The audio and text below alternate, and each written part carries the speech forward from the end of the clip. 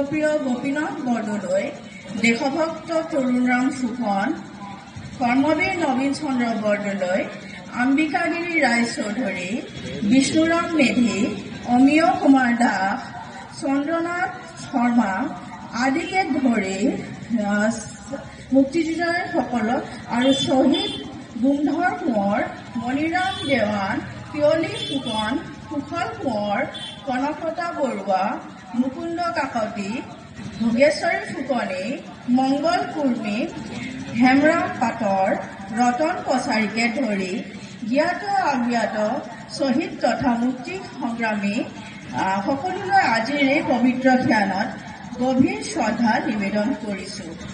শ্ৰদ্ধাৰ ৰাইজ, ভাৰতবৰ্ষৰ মুক্তি সংগ্ৰামত সোণালী ইতিহাস কলিয়াবৰৰ মুক্তি যোদ্ধাসকলৰ আছে উল্লেখযোগ্য অৱদান। ঐতিহ্যমণ্ডিত কলিয়াবৰৰ বুৰঞ্জীৰ পাতত সোণালী আখৰেৰে লিখা আছে মান সেনাৰ বিৰুদ্ধে মৰণপ্ৰাণ যুঁজৰ সংগ্ৰামথলী হাতবৰৰ কথা। ইয়াতে মোগল সেনাৰ বিপক্ষে বীৰংগনা মূলা গাভৰি